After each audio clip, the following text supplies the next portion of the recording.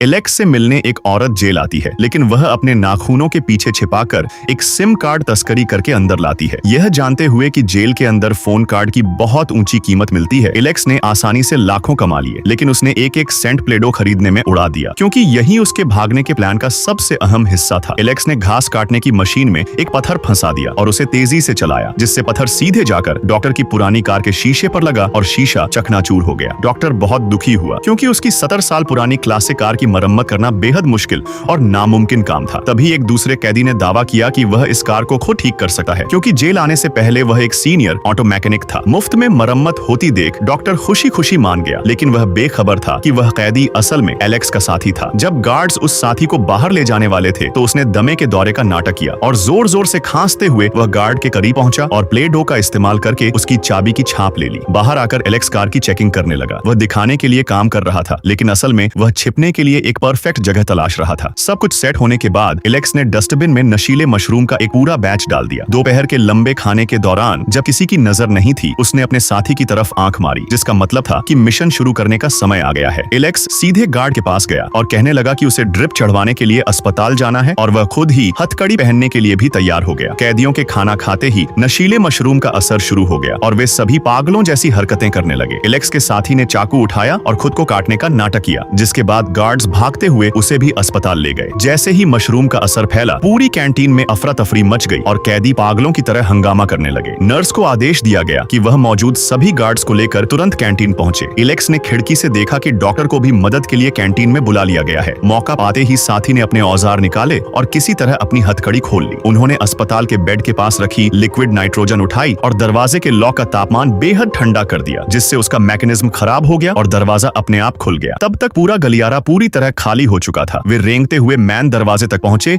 और साबुन से तराशी हुई वह नकली चाबी निकाली, जिसे उन्होंने लॉक खोलकर भागने के लिए बनाया था। लेकिन एलेक्स काफी देर तक दरवाजे के साथ मशक्कत करता रहा, फिर भी ताला नहीं खुला। उसे एहसास हुआ कि साबुन बहुत नरम था। कमेंट करो, पार्ट 2 वीडियो मिल जाएगी।